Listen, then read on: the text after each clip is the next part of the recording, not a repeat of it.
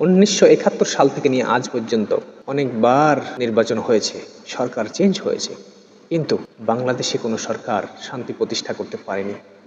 এর কারণটা কি জানেন? এর কারণটা হচ্ছে, এর জন্য দায়ী হচ্ছে বাংলাদেশের 3টি বিভাগ। এক, স্বরাষ্ট্র মন্ত্রণালয়; দ্বিতীয়, জনপ্রশাসন মন্ত্রণালয়; এবং তৃতীয়, বিচার বিভাগ।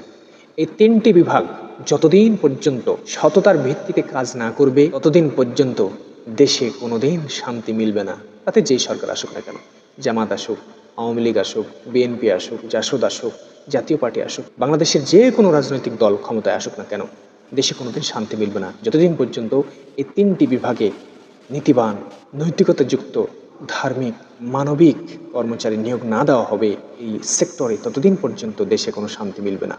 কেননা যে এই 3টি বিভাগে সবচেয়ে বেশি দুর্নীতি হয়। অনেক সরকার ক্ষমতায় আসে নির্বাচনের পর। আমরাও যখন আগস্টে আমরা ফ্যাসিবাদকে দ্রোহিত করলাম, তখন আমরা সবাই আশা আকাঙ্ক্ষা করেছিলাম বাংলাদেশে একটা কেয়ারটেকার সরকার আসবে, সে দেশের যে আনুষঙ্গিক কাজগুলো আছে এগুলো পূর্ণ করে আমাদের পরবর্তী নির্বাচনে একজন নির্বাচিত সরকার আসবে, যিনি আমাদের দেশের শান্তি শৃঙ্খলা ফিরিয়ে আনবেন, আমাদের দেশের জনগণের অধিকার ফিরিয়ে দেবেন। কিন্তু আমাদের সেই আশাটা থেকে গেল। কেয়ারটেকার সরকার আসলে তার কাজ সে পূর্ণ করতে পারলো না। এমনকি নির্বাচিত সরকার এসে আমরা হয়তো ভাবলাম দেশের যে সমস্যাগুলো আছে সেগুলো অবশ্যই সলভ হবে, কিন্তু সেটাও হলো না। এমনকি আমরা শুনলাম যে মির্জা ফখরুল ইসলাম আলমগীর বলেছেন যে 6 মাসে দেশের কোনো উপকার হয়নি।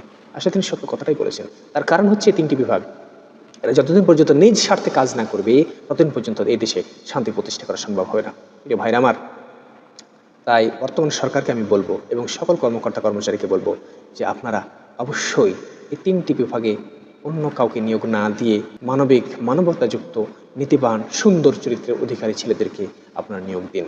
ইনশাল্লাহ দেশে শান্তি ফিরে আসবে। শুধুমাত্র মেধা দিয়ে হবে না, তার খোঁজ নিন, তার পরিবারের খোঁজ নিন, তার সমাজের খোঁজ নিন। সে কে, কেমন, তার চলাফেরা কেমন, সে মানুষের হৃদয়কে কতটুকু জয় করেছে, সে এলাকার কেমন সন্তান, কোন কোয়ালিটির সন্তান, সব দিক চিন্তা ভাবনা করে আপনারা তাকে নিয়োগ দিন।